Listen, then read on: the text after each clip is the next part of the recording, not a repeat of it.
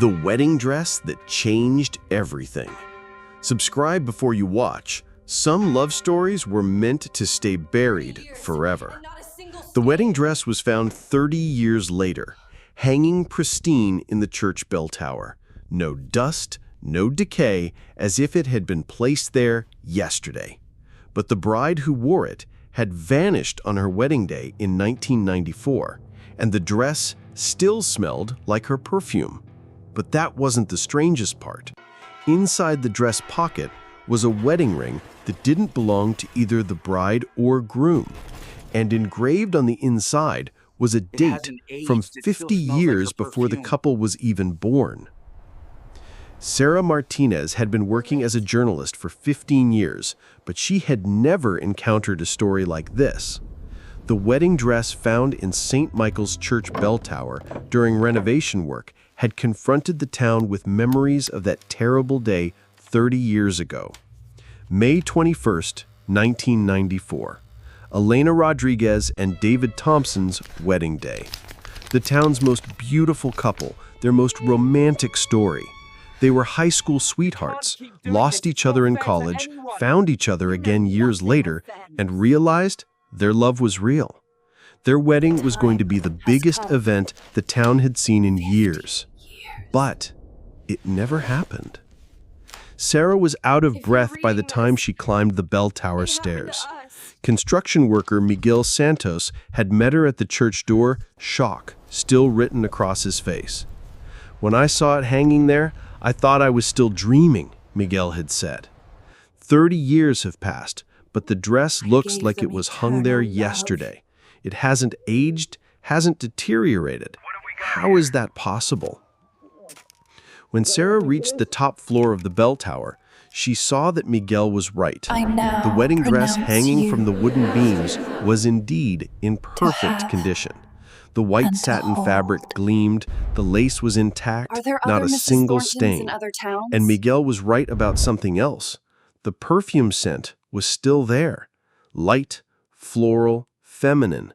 Chanel No. 5, Elena's favorite perfume. Sarah carefully examined the dress while wearing gloves. The tag was still there. Bridal Dreams, size 8, 1994. That was Elena's size. But how had the dress remained undamaged for 30 years? And then she found the pocket. There was a small hidden pocket on the side of the dress. Inside was a wedding ring. Gold, vintage style, heavy. When Sarah turned the ring around, she saw the inscription inside. Margaret and William, June 15th, 1944. Sarah's heart began racing. Elena was born in 1973, David in 1972. This ring was from 1944, nearly 30 years before they were even born. Who did this ring belong to? And what was it doing in Elena's wedding dress? As Sarah left the church, hundreds of questions swirled in her mind. When she got home, she began searching through old newspaper archives. She found the news from 1994. Couple vanished on wedding day, mystery continues. Elena Rodriguez, 21, and David Thomson, 22, disappeared yesterday after their wedding ceremony at St. Michael's Church. The couple went out to the church garden for wedding photos and were never seen again. Police investigation continues. She continued reading. Days had passed. The news kept reporting the same thing. No traces, no witnesses, no clues. The couple had seemingly vanished from the face of the earth. And then, 2 weeks later, the news stopped. No more reports.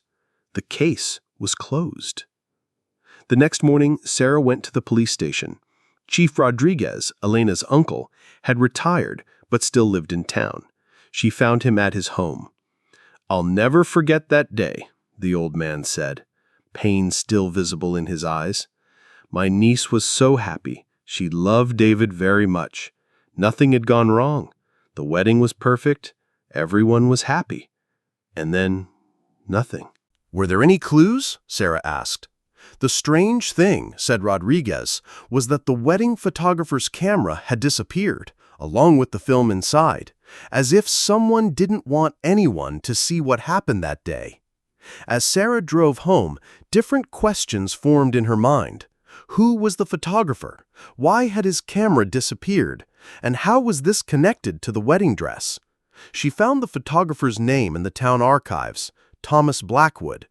However, Thomas Blackwood had also disappeared after 1994. No trace of him either. But Sarah didn't give up. She found the list of old wedding guests and began talking to them. The first person she spoke to was Elena's best friend, Maria Santos. Very strange things happened that day, Maria said.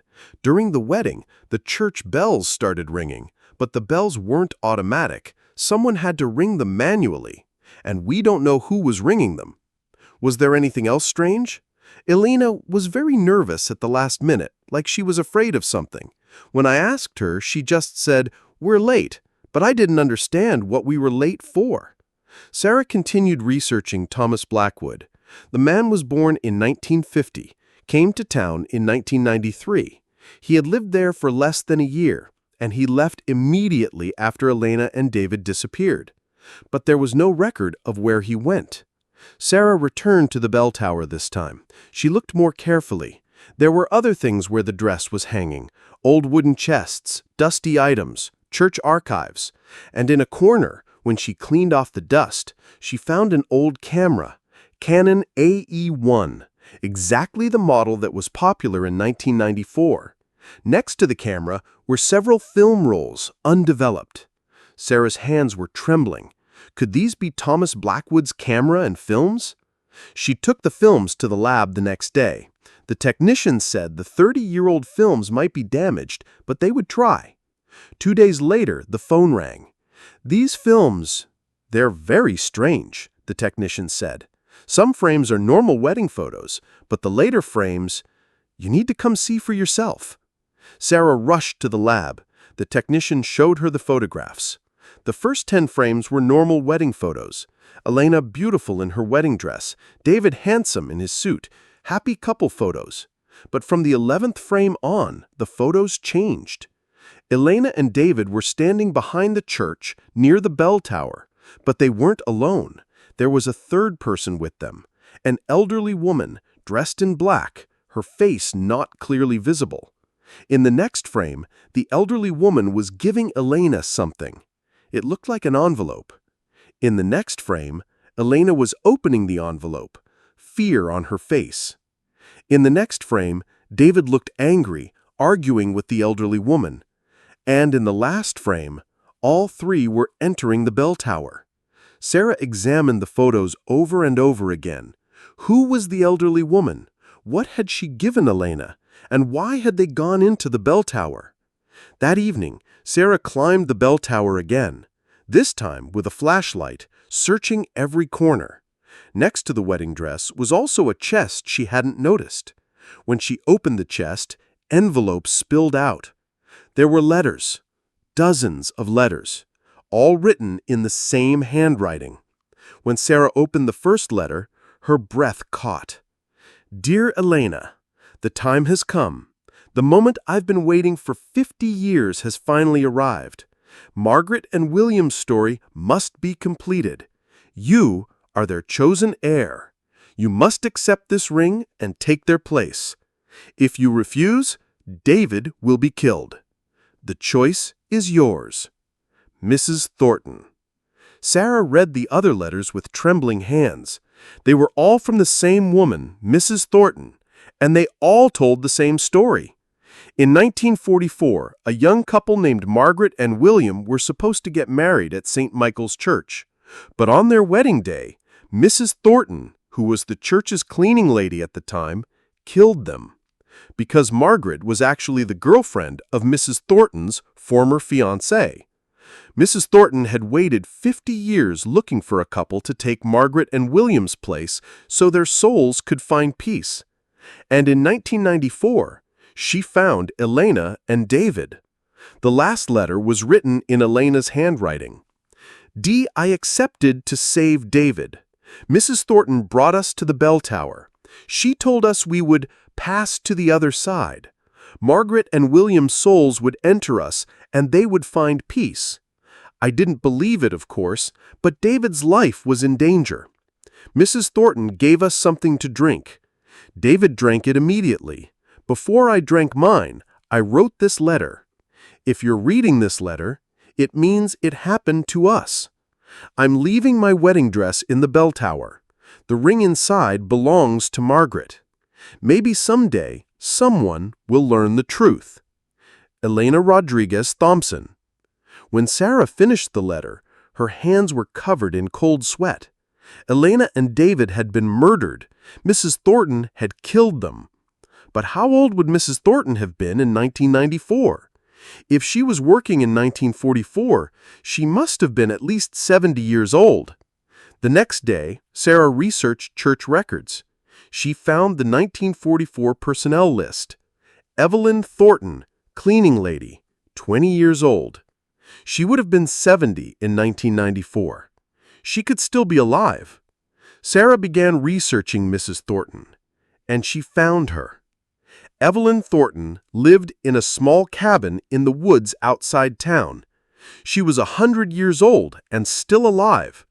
When Sarah knocked on the cabin door, the woman who answered was very old, but her eyes were still sharp and intelligent.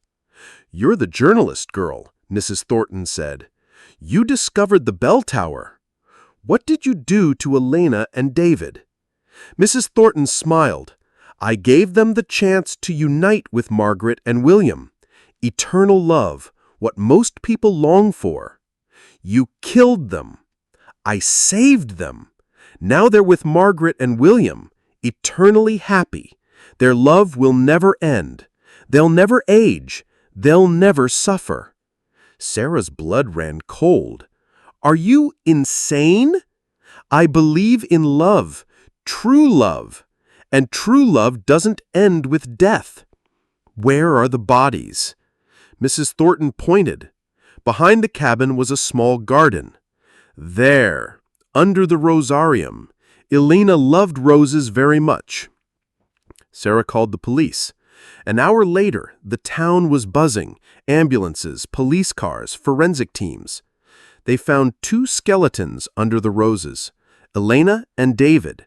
They had been lying there for 30 years. Mrs. Thornton didn't deny anything.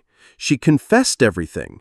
She told Margaret and William's story, how she killed them in 1944, how she searched for the right couple for 50 years, and how she found Elena and David. But the plan was flawed. She said, "When Elena left the wedding dress in the bell tower, I knew everything would come out. I waited 30 years. Now I'm old. I'm ready to die." When Sarah wrote the news, the entire town was in shock. The 30-year mystery was solved. Elena and David's families would finally find peace. But something was bothering Sarah. When police searched Mrs. Thornton's cabin, they found other things too. Old photographs, letters, personal belongings. From the 1950s, 1960s, 1970s, 1980s. Other couples' belongings. Pieces of other wedding dresses. Other rings. Elena and David weren't Mrs. Thornton's only victims. How many couples had disappeared over 50 years? How many Margaret and William stories had been lived? Sarah continued investigating, but Mrs. Thornton wasn't talking anymore. Old age and illness had silenced her. A week later, she died in prison. Her secrets died with her. Elena's wedding dress is now displayed at St. Michael's Church. Visitors come to hear the story and see the dress. But Sarah still has questions in her mind. Were Margaret and William real? Were they really killed in 1944? Or was it a story Mrs. Thornton made up in her head? And more importantly, are there other Mrs. Thorntons in other towns, other churches, waiting for other couples? If you're watching this story, if you have wedding plans, be careful, because love can sometimes be deadly, and some people will do anything for eternal love. Anything. Don't forget to subscribe, because this story isn't over yet. We're investigating Mrs. Thornton's other victims, and some truths are emerging that you'll find very hard to believe. What would you have done? Would you give your life to save the life of someone you love?